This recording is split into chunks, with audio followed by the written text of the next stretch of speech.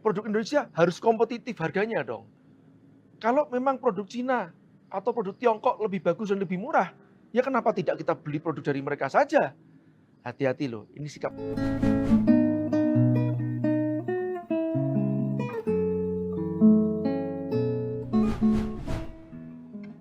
Akhir Februari kemarin, ada tagar yang sangat beken di kalangan dunia pengusaha, yaitu Shopee bunuh UMKM. Mereka membicarakan tentang fenomena Mr. Who. Siapa itu Mr. Who? Mr. Who sebagai agensi dari Shopee dalam mengimpor produk-produk dari Cina. Tiongkok tepatnya. Karena kalau ngomong Cina nanti dikiranya rasialis. Setelah tagar itu ramai, kemudian keluarlah statement dari Menteri Perdagangan tentang e-commerce asing yang membunuh UKM-UKM kita. Beritanya lebih tepat dengan, apa ya namanya? Istilahnya namanya apa ya? Price predatory. Nah, itu yang tepat. Price predatory. Kemudian setelah Kemendak mengeluarkan statement-statement yang agak keras tentang price predatory. Pokoknya intinya predator gitu aja. Predator pricing di tempat marketplace karya anak bangsa yang bukan milik bangsa ini dan marketplace dari asing yang warnanya orange tadi itu. Dan beberapa hari kemudian keluar statement sanggahannya dari sang keponakan. Saya kutip-kutip saja ya. Katanya mereka justru Shopee itu mengembangkan UMKM. Kenapa? Karena sebetulnya 97% penjualan yang terjadi di Shopee di Indonesia datang dari dalam negeri, katanya begitu. Ini sebetulnya perlu nyimak banget loh nih. Hati-hati, 90% penjualan yang terjadi di Shopee Indonesia datang dari dalam negeri. Iyalah, penjualannya datang dalam negeri. Emang dari luar negeri? Oh, ini mungkin yang dimaksud tadi Mr. Who. Oke lah. Tapi yang jadi pertanyaan sebetulnya, 97% produk tadi itu, apakah produknya produk Indonesia atau tidak? Nah, meskipun sellernya atau penjualnya adalah Indonesia. Ini Anda bisa cek. Atau nanti saya kasih bocorannya. Oke, saya lanjutkan. Ini sanggahan dari mereka yang saya dapatkan dari bocoran di kementerian ya teman-teman ya. Oke, sanggahan yang lain juga, mereka juga membayar pajak sebesar 17,5% dari kuota minimum import yang tadinya $75 per sekali masuk barang, sekarang diturunkan menjadi $3 sudah kena pajak sebesar 17,5%. Yang jadi pertanyaan sebetulnya, sudah dipajakin 17,5% itu, apakah harganya masih bisa bersaing atau tidak? Jangankan 17,5%, dipajakin 100% aja, harganya masih lebih murah dibandingkan produk buatan Indonesia sendiri. Anda percaya nggak? Nah, kalau Anda produsen dan Anda jualan di sana, Anda akan ngerti bahwa price predatory tadi itu memang benar. Ya. Sekarang saya lanjutkan. Ini adalah pernyataan dari IDEA, Indonesian E-Commerce Association. Hanya 6-7% kontribusi produk lokal dari semua produk yang listing di online marketplace di Indonesia. Artinya sebagian besar produk adalah import. Sumbernya dari Kementerian Koordinator Bidang Perekonomian. Wow. Artinya apa? Yang listing di marketplace itu sebetulnya 93% adalah produk bukan buatan Indonesia. Jadi meskipun tadi dikatakan 97% penjualnya Indonesia, tapi produk yang dijual juga bukan buatan Indonesia, alias dari import lagi. Nah, kalau teman-teman perhatikan dan ngikutin saya sudah sejak lama, semenjak 2017 saya sudah memperingatkan tentang invasi asing ini, terutama Tiongkok masuk ke Indonesia. Artikel-artikel saya cukup cadas, Anda bisa lihat nanti scroll satu persatu saya berikan kepada Anda. Kalau kurang jelas, langsung aja lihat dari sumbernya. Ada tentang dua raksasa yang berbahaya, Tencent dan Alibaba yang masuk ke Indonesia. Juga sudah saya peringatkan jauh-jauh hari sebelumnya. Kemudian saya membuat artikel berjudul Perang Ideologi, yang saya mengutip perkataan seseorang CEO dari suatu perusahaan e-commerce terbesar di Indonesia saat itu. Di dalam suatu grup bernama Kawal UKM Online. Grup Kawal UKM Online ini sebetulnya kita buat gara-gara Alibaba atau Jack Ma pada saat itu sebelum hilang, itu menjadi penasehat dari presiden. Nah, dari sinilah kita sebetulnya menangkutkan jika seorang pemain, tanda petik pemain adalah mereka yang memiliki saham-saham di perusahaan-perusahaan e-commerce di Indonesia, kemudian menjadi seorang pembuat regulator. Ini bahaya sekali. Dan perkataan orang itu seperti ini.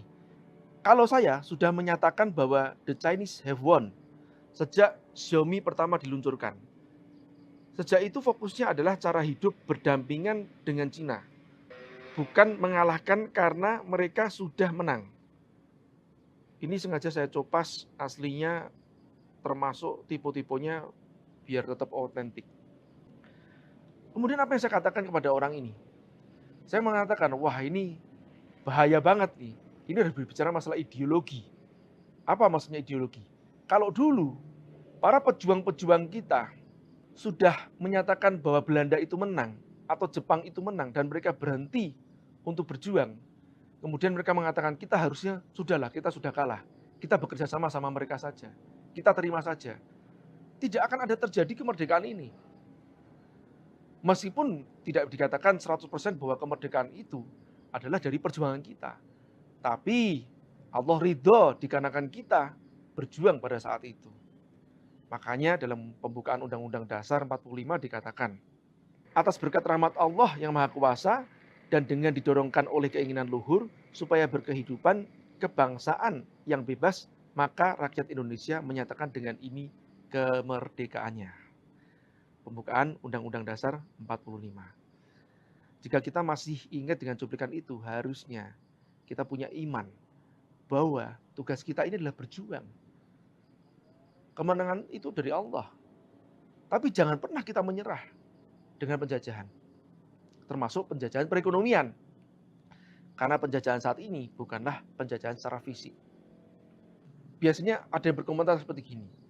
Kalau memang kita sebagai konsumen diminta untuk membeli produk Indonesia, ya produk Indonesia harus diperbaiki dong. Produk Indonesia harus kompetitif harganya dong. Kalau memang produk Cina atau produk Tiongkok lebih bagus dan lebih murah, ya kenapa tidak kita beli produk dari mereka saja? Hati-hati loh, ini sikap oportunis loh. Anda artinya hanya memikirkan cuma masalah murah dan untungnya buat Anda. Tidak memikirkan untungnya buat rakyat kita atau industri di sekitar kita. Loh, ya benar toh Mas J, kalau memang begitu kan jangan nyala-nyalain Tiongkok. Ayolah kita bersaing dong, kita menang bersaing. Pertanyaan saya, Anda sendiri bagaimana? Anda apakah sebagai produsen atau konsumen? Coba kalau Anda ada produsen, Anda kan baru ngerti kenapa Anda nggak bisa bersaing sama mereka. Masalah gaji kan Mas? Bukan masalah gaji. Masalah gaji di sana lebih gede. Ini yang sering kali orang tuh salah paham.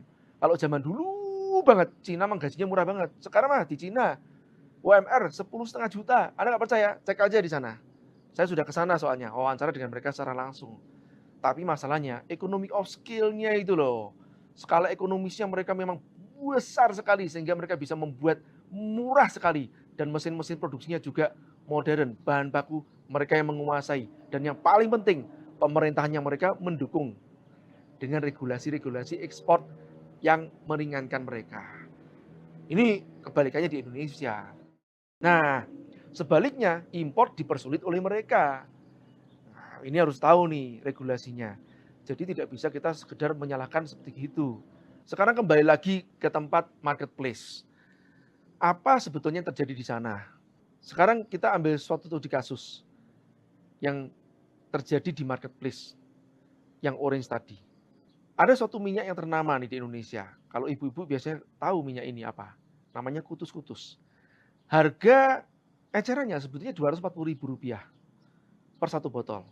Hanya saja di sana dijual oleh official store seharga Rp230.000. Kalau Anda sebagai distributor, Anda mengambil minimum 2.000 botol, Anda mendapatkan diskon 50% dari Rp240.000 alias Rp120.000. Nah, Anda akan terheran-heran karena di sana ada yang menjual Rp125.000 alias cuma untung Rp5.000 doang. Dan ini membanting harga dari harga official store. Tapi itu pun juga masih tidak mengherankan. Bagaimana kalau ada yang menjual di bawah harga jual terendah mereka atau harga modal pokok mereka, yaitu Rp113.000. Padahal modal pokoknya Rp120.000. Anda mungkin bingung, kok bisa masih untung dari mana? Saya juga bingung kok awalnya. Tapi sebetulnya mereka punya hitung-hitungan. Antara lain nih, mereka mendapatkan keuntungan dari diskon ongkos kirim. Memang secara bisnis model, hal seperti gini bisa dimaklumin. Artinya apa? Mereka mendapatkan keuntungan secara indirect atau tidak langsung. Yaitu tidak langsung dari keuntungan menjual produk tersebut, tapi dari keuntungan diskon ongkos kirim yang volumenya besar. Makanya nggak heran mereka bisa menjual sampai puluhan ribu pieces. Dan itu satu produk. Bagaimana dengan produk-produk yang lain? Mereka banting-banting harga. Dan bagi si marketplace, mereka tidak peduli. Kenapa tidak peduli? Ya itu urusan mereka. Itu pun kalau dapat laporan biasanya baru nanti ya ditindaklanjutin. Itu pun juga dengan dilambat-lambatin dikit lah. Kenapa?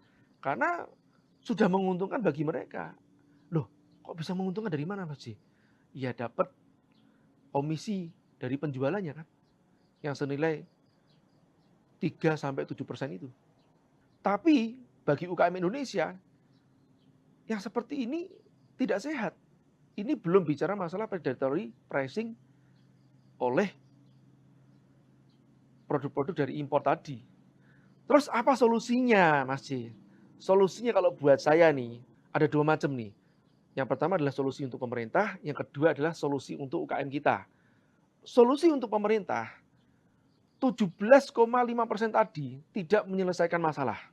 Kenapa? Karena mau dinaikkan 100% pun harga mereka masih tetap lebih murah dibandingkan jika diproduksi di Indonesia dalam kondisi massal. Terus apa yang harus dilakukan? Kalau saran saya, ya ditutup keran importnya untuk produk-produk yang bersinggungan langsung dengan UKM. Contohnya fashion, food, dan craft.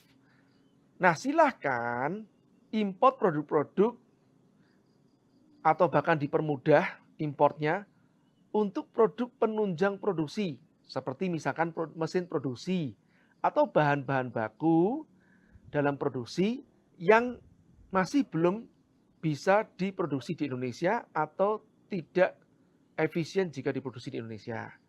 Silakan. Atau import produk-produk berteknologi tinggi seperti ini. Makanya nggak bisa nyinyir lagi sama saya. Nanti Mas Ji juga masih pakai Apple atau pakai iPhone. Nggak bisa nyinyir sama saya seperti itu. Karena itu silahkan. Berteknologi tinggi tidak berbenturan dengan UKM. Yang berbenturan dengan UKM, tolong pemerintah ditutup saja keran impornya. Beres. Nah, tapi kan sekarang zamannya globalisasi. Lah Cina aja melakukan hal itu. Cina itu loh, jangankan produknya, e-commerce-nya aja nggak bisa masuk ke sana. Pada saat awal-awal dulu. Makanya Alibaba sangat tumbuh subur di sana. Dengan AliExpress-nya, dengan Taobao-nya. Dan juga dengan sosial media mereka, dengan search engine mereka, Baidu. Kalau Indonesia, tidak, kan beda. Indonesia kan liberal. Semuanya diimport. Ya, sehingga membunuh bangsa kita ini sendiri. Baik, tapi saya itu siapa? Saya rakyat jelata. Mau ngomong sekencang apapun juga percuma. Nggak akan ada yang dengerin. Nah, makanya saran yang kedua ini yang paling penting, saran kepada Anda yang mau-maunya masuk ke tempat marketplace kapitalis itu. Terus caranya bagaimana? Ya keluar dari sana. Tapi Mas Ji, gimana caranya keluar? Loh, kenapa gimana caranya keluar? Kan pintunya nggak dikunci.